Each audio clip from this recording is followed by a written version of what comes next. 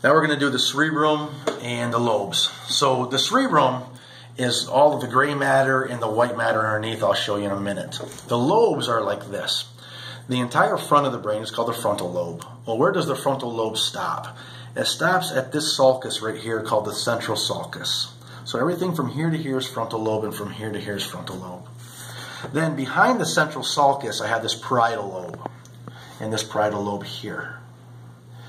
And then you can see back here I have this occipital lobe, but there's not really any hard demarcation where parietal stops and occipital starts. So think of it this way.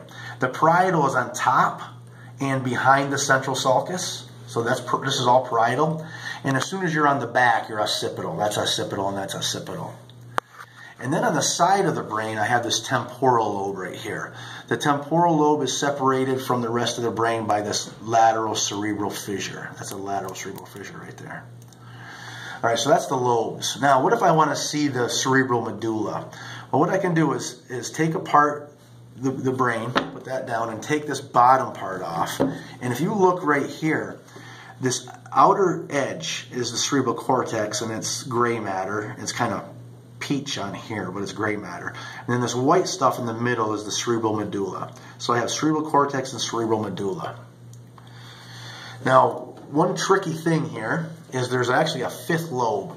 If I were to stick my pointer through that lateral cerebral fissure, I would hit another lobe, and that lobe is called the insula. So let me put together, I'm going to put together this lateral cerebral fissure right here.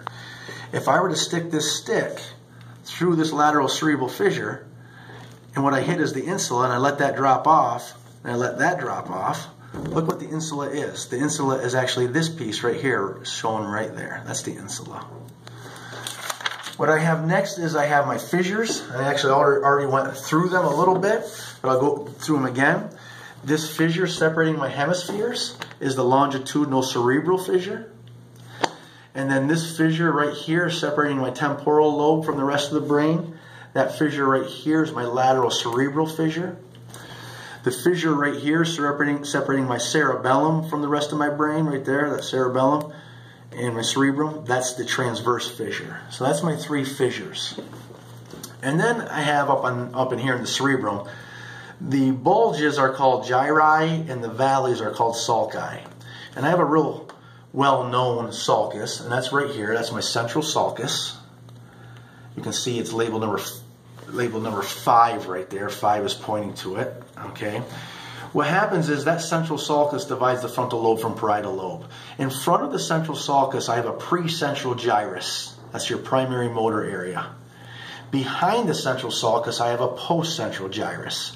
The postcentral gyrus is the primary somatosensory area.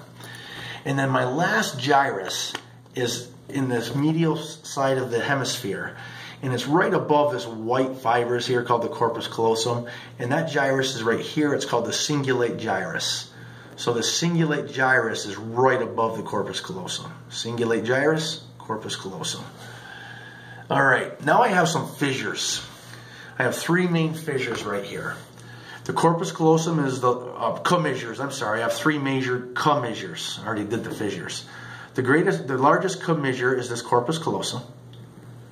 And then I have this anterior commissure right here, that number 9. That number 9 is anterior commissure.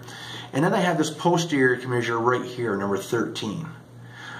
Don't confuse this right here, the pineal gland, with the posterior commissure. 23 is the pineal gland, 13 is the posterior commissure.